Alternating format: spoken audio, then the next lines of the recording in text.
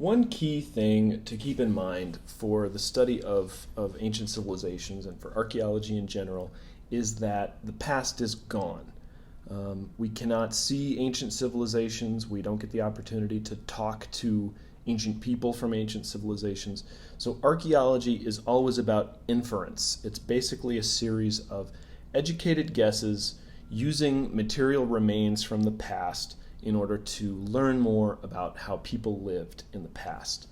So in this lecture, we'll be talking a little bit about some of the methods and inference in archaeology, how archaeology relates to anthropology, the types of evidence that we might expect, and so forth.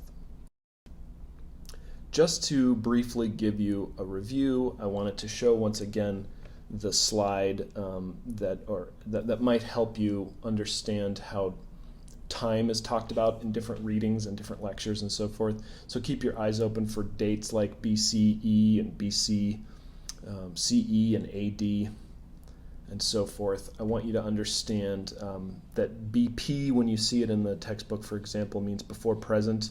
Present is marked forever as 1950, which sounds arbitrary, but that's actually important because it has to do with testing of the atomic bomb, which changed the amount of carbon in the atmosphere, and therefore is an important kind of marker for the modern era.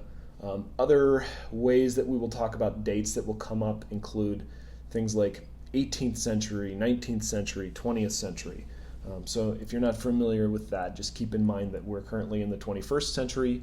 The 20th century was, the years that started with a 19. The 19th century was the years that started with an 18. So if we talk about Charles Darwin in the late 19th century, what we mean is the late 1800s. So the material remains of the past that we use to understand or to better understand what ancient people were doing and what their lives were like is really everywhere. It's all around us. You've probably seen evidence of ancient human groups when you've been out hiking, for example, or camping, and you may not have even realized it. There are things, of course, in museums, but we also see things in the world around us all the time. So I have examples here including lithics or stone tools from Connecticut, but California also has lots of stone tools. Examples of megalithic burial chambers from England. Other material examples from the past include super famous examples such as the Sphinx in Egypt or the giant stone carvings of Easter Island. But we also have things closer to home, such as rock art, carved stone petroglyphs and so forth in places like Utah and California, as well as earthen mounds in the Midwest and in the southeast of the United States, but also in places like Mexico and Central America. Other examples of material remains from the ancient world include architecture, such as the Pyramid of the Magician here at Uxmal in Mexico, or from my home state of Colorado, the Mesa Verde cliff dwellings that are built right up into the edges of the cliff, or other famous examples such as Stonehenge. Here we have a stone circle from England, maybe a little bit less famous than Stonehenge, but still a piece of evidence referring to that time when early farmers were first beginning to build monumental structures in Europe. Examples from closer to home include the petroglyphs that can be found in Southern California and elsewhere in the western United States, or even geoglyph drawings. If you happen across one of these on your hiking around California, make sure not to move the rocks or damage them, because in some cases they may actually be ancient art, such as this example here in Blythe. So to give you a little bit of an orientation about where archaeology fits in the world, it depends on the tradition of the study itself, but in the American tradition, in the United States, archaeology is part of the broader discipline of anthropology. Anthropology is a hugely diverse and complex field, and it really just refers to the holistic study of people, both how people differ and how people are the same through time, across space, in different societies, and so forth. And archaeologists in the American tradition consider themselves anthropologists, and we study people just like the rest of anthropology, but we study the people of the past, through the material remains that they left behind. So when I say something like the archaeological record, I don't actually mean an actual book that's written that has the record in it. What I mean is the archaeological record is the sum total of material remains we have from the past that can help us understand how people in the past lived. So to give you a brief sort of visual schematic, think of archaeology as one of four main disciplines of the field of anthropology, and within those disciplines there are sometimes some important subdivisions, but really archaeology, along with the study of language or linguistics, along with the study of our bodies, biological anthropology, and along with the study of our practices and different cultural practices and beliefs, it forms the sort of the overall field of anthropology. So to get us started, I want to talk about how Western society, meaning traditionally the countries of Europe, but also countries like the United States, how has Western society thought about the past? How have Western societies thought about the development of humanity? And as I mentioned in the first lecture, the ancient Greeks saw history as, to a certain extent, cyclical. They thought that societies rise and fall. They thought that other societies were perhaps not as quote-unquote advanced as the Greeks because they hadn't developed to that extent yet. So they had sort of a kind of an evolutionist perspective, but they also saw that a society that was powerful could one day collapse, which is something that was later lost in European thinking. So for example, we may be a little bit more familiar in the United States today, in Western society today, with the idea that history is always sort of going in a single direction, that everything always improves over time, that we always get more complex. This is considered kind of a teleological approach or a predetermined approach, and it really can be traced back to early Christian theology, such as that of St. Augustine. And it was sort of written in the Bible that society had first sort of fallen from, that humanity had first fallen from the kind of ideal situation of the Garden of Eden, but that later it had sort of developed along a predetermined path shaped by the hand of God. Some of the important notions for how the earth and humanity had come to be the way that they are of the 17th and 18th and 19th centuries, which is to say the 1600s through the 1800s in Western society, were catastrophism and uniformitarianism. Now, I know those are some big mouthful words there, but let's break them down a little bit. So catastrophism, think of the word catastrophe. Basically, this was in part based on thinking, biblical thinking from the Bible, that things such as the Great Flood, that huge disasters, fairly recent disasters, had shaped the world as it is today, that these disasters kind of shaped by the hand of God had given us the form of the world and the form of humanity that we can see around us today. The counterpoint to this that was growing in the 19th century through more scientific studies was uniformitarianism. And think of the word uniform. Basically, this was seeing the earth as a result of long-standing, slow-acting processes that we can still see around us today. So rather than thinking that the world was shaped the way it is by Noah's great flood, these uniformitarianists saw the gradual erosion and deposition of wind and rain and so forth, given enough time, could shape the world as we see it today. So this idea of uniformitarianism was related to the concept of deep time. Basically, that the world needed to be older than the 6,000 years written in the Bible in order to explain it, in order to explain the species of extinct animals, such as dinosaurs and so forth, that were being found in the geological record. So a key proponent, a key early thinker in these uniformitarian models is Charles Lyell. He was a geologist who basically identified in deeply buried layers of rock and sediment remains of animals totally unlike anything that can be seen in the world today. Dinosaurs and other extinct megafauna or really large animals that showed Lyell and other uniformitarianists that the world in the past had been a really different place than it is today. Now, one of the interesting things that came about in the investigation of these ancient layers of geological deposits was tools that appeared to have been made by humans or human ancestors, artifacts like hand axes that had clearly been carefully made but were buried deeply in the geological layers of the earth.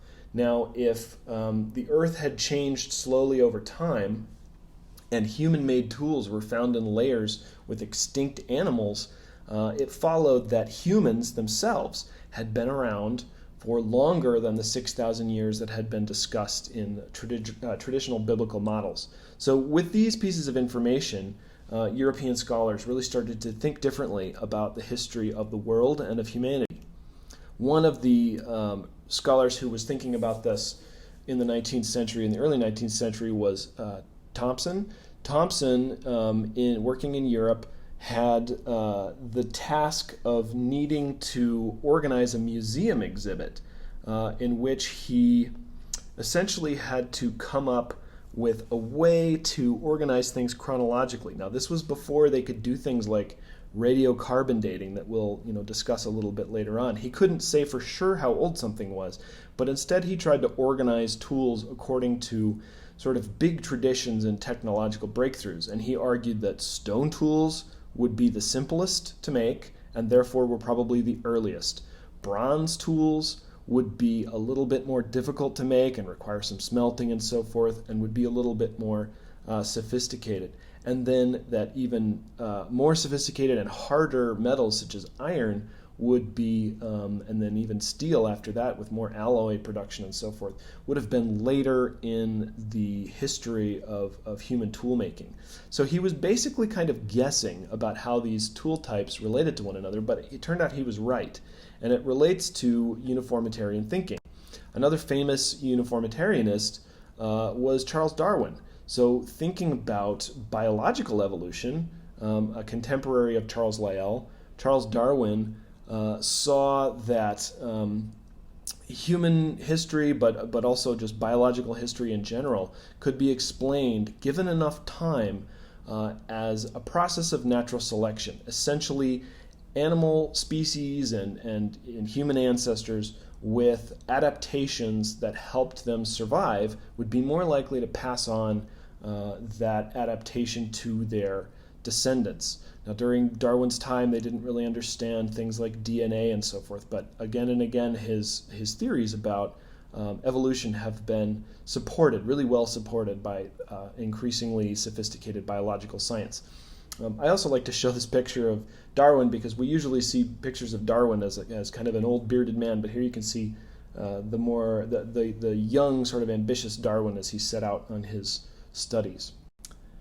Now, we've talked a little bit about geological time and about biological evolution, but during this period of kind of awakening of Western thought between the Renaissance and leading up through the 19th century, there were also scholars thinking about how societies change, how cultures evolve, not just how we change biologically, but how we change in terms of our political organizations.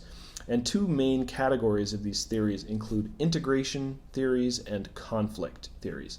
Now, just to briefly outline these, we can think of integration theories as sort of like the state political organization functioning like the CEO and the corporate board of a big business, where essentially rulership is here to help us organize our society. This is a thing that kind of brings us together, that we maybe give up some of our individual freedoms in order to be governed by kings and queens or by the modern government of the United States, but that it's in our best interest. They help us get food, they help us be protected from, the natural environment and so forth. Now contrast this with conflict theories. In this case, conflict doesn't mean something like warfare. Rather, what it means is that, according to these theorists, people are kind of always competing with one another over resources, that there's always sort of class struggle happening or class conflict happening, and that the state arises to quell or put down these conflicts, but not in a neutral way, that the state always sort of sides with the powerful, that the rich and powerful always somehow kind of win the competition. So we can think of integration theories as a bit more optimistic about the nature of the state level political organization, and conflict theories as a bit more pessimistic. Some of the famous thinkers of the Enlightenment period in the 17th and 18th centuries on these topics include Thomas Hobbes. Thomas Hobbes was more of an integration theorist. He thought that the state, that kings and queens were a good thing. There's a famous quote of Hobbes that before kings and queens, we lived in a state of nature that, and our lives were nasty, brutish, and short. So for Hobbes, nobility, kings and queens, even though we give them so much power, even though we give up some of our freedoms to them, they're actually there to help us, kind of protect us from our own nature. Now contrast this with Jean-Jacques Rousseau, a famous French philosopher of the Enlightenment period, who was more of a conflict theorist. Rousseau thought that before modern political state-level societies, humans had lived in a state of nature that was kind of idyllic. He was a romantic in this sense. He thought of the ancient past as kind of like an Eden, and that the state had basically taken some of our freedoms away from us in order to suppress class conflict to the benefit of the elite. Now there's some interesting things to think about here in terms of history.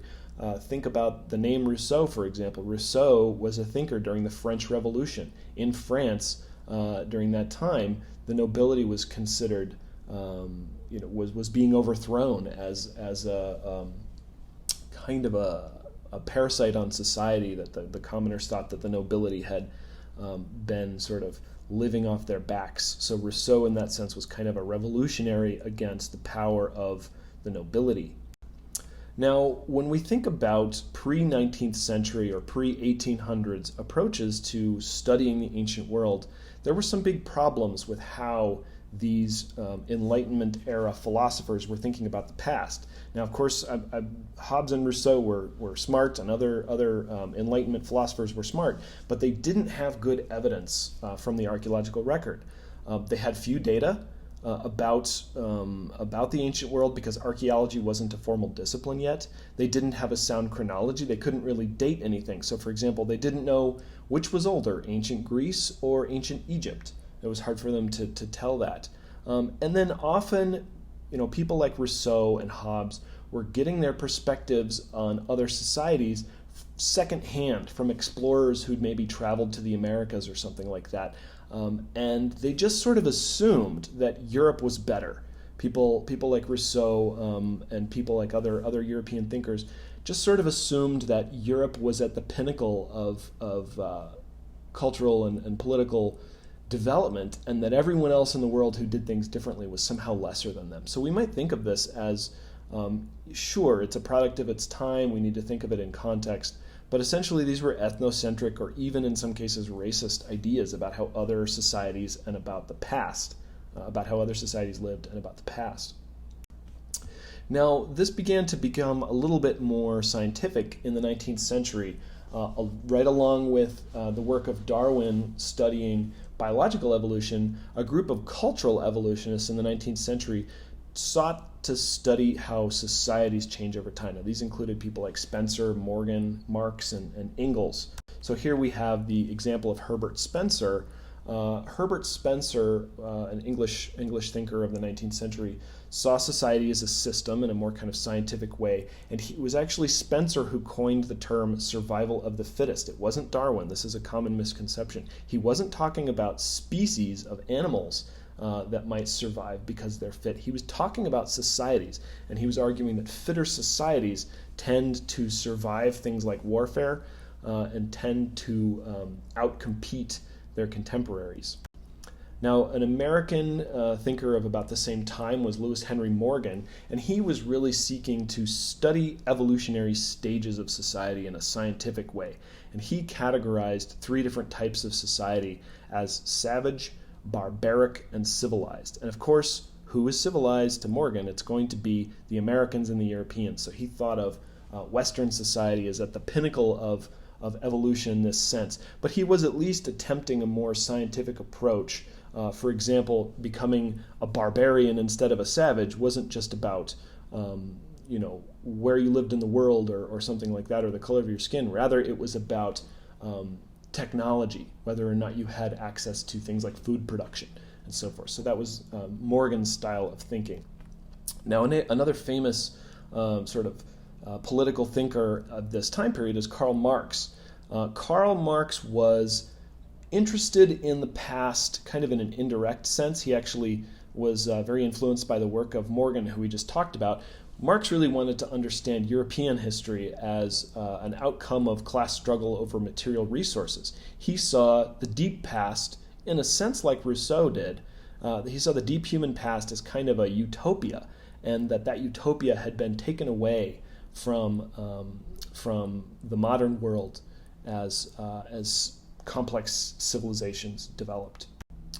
Now, thinking in anthropology about the development of human societies really went through a revolution in the early 20th century, right at the beginning of the 1900s, under the work of Franz Boas and some of his students. Boas is kind of considered the father of American anthropology, and Boas sought to understand history and historical particulars rather than thinking of societies as evolving more like animals, kind of evolving in a biological sense. He wanted to understand better history and thinking about societies not as basic types like savage, barbaric, and civilized, but rather as unique products of their own histories, and thinking of societies in a more kind of nuanced sense. As part of this tradition, different archaeologists and anthropologists working in different parts of the world tried to understand mechanisms for how societies develop, instead of just sort of assuming that they do. So here, for example, V. Gordon Childe, kind of a famous archaeologist of the mid-20th century, and in fact, one of the only real archaeologists who's ever quoted in the Indiana Jones franchise. Childe was interested in understanding the revolutions that came about according to the production of food. So the Neolithic Revolution for Childe was about the beginning of farming, and the Urban Revolution for Childe was about the move toward living in cities, and so he was interested in those major changes. Julian Stewart was an American anthropologist. He was actually more of a cultural anthropologist, but he was interested in how environmental factors and ecology, or the relationship between human societies and the environment, shaped the development of societies. Later in the 20th century, there was a real return to social evolution or cultural evolution under a few different researchers such as Carneiro, Flannery, and Service. And in particular, in this class, where you'll hear a little bit about Kent Flannery's research in Mesoamerica. There's a recommended reading by Carneiro in your folders. But we'll be talking a lot about Elman Service's thoughts. I know here you can remember him as the gentleman who kind of looks like the Kentucky Fried Chicken guy, Colonel Sanders. But Elman Service proposed a typology for how societies develop through time that I want us to remember for this class. We've talked about it a little bit already. So according to Elman Service, human civilizations, or human political organizations, evolve from smaller to larger and more complex. And they have bands, tribes, chiefdoms, states, and empires as different examples of those evolutionary stages. So we've already talked about the Kung, group of nomadic hunter-gatherers in sub-Saharan Africa as an example of the band.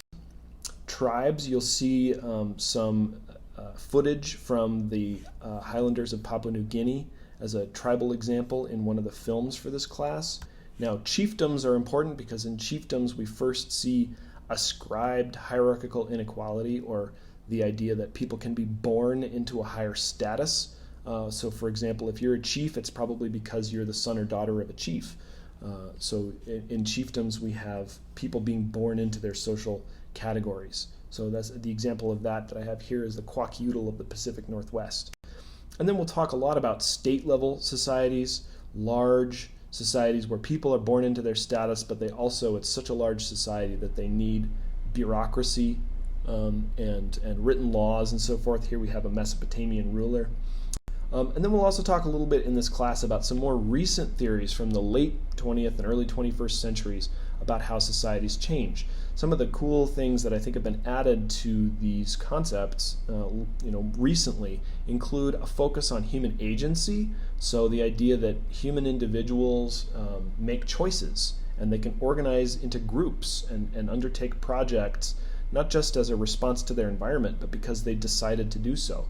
And they might do that in part in relation to their environment because they were able to accumulate surpluses of resources that they could exchange for special goods and services and so forth. And then even more recently, some agency models have been refined further by people like Rosemary Joyce, who you see here in this slide, to be more inclusive of different gender constructions. Different societies have had different ideas about how gender relations work than we do. They've also focused on how groups, not just individuals, can undertake projects that might lead to social development, and that things can have unintended consequences. You might start out by making a dance floor that's meant for shared use by an egalitarian society, but as you build it over time, it might become a platform that is more hierarchical and that maybe a chieftain might sit upon. So there are some big ideas I want us to keep in mind for this course, and I'll talk about these just as we close out this slideshow. One of those is the things that bring us together versus the things that pull us apart as a society.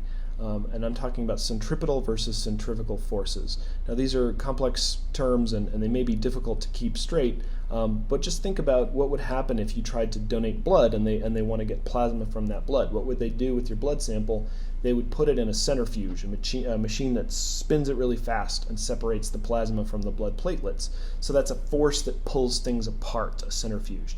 Contrast that with a centripetal force, like think of the two opposite ends of magnets that would pull us together. So that is to say, I want us to think about the processes that bring us together as a society, things like celebrating the 4th of July or other major holidays that make us come together as a society in our country, versus things that pull us apart. Obviously, there are things that cause social tension in our society. So think about debates over should we be wearing masks during the pandemic, or debates about the George Floyd protests and so forth. Obviously, there are some conflicts that cause tensions and cracks in our society. I also want us to think about the conflict and integration models that we talked about for the Renaissance thinkers. I want us to think about ideology versus material conditions that ancient societies developed, both according to material factors like access to food and irrigation water, but also according to religion and other ideas that kind of brought societies together. And then related to that, I want us to think about ecology and agency. So sure, we are agents who can have our own ideas and decide to do our own things and undertake projects that we wanted to do, but we also do that in context. We do that in both a social context and in an ecological context. So for example, if you want to become a chief by using surplus resources to hire your contemporaries to make you an earthen mound or something, you're only able to do that if you live in an environment with enough resources to produce a surplus. So we can see that agency and ecology interact. So these are just some big ideas that I want us to keep in mind for the rest of the class.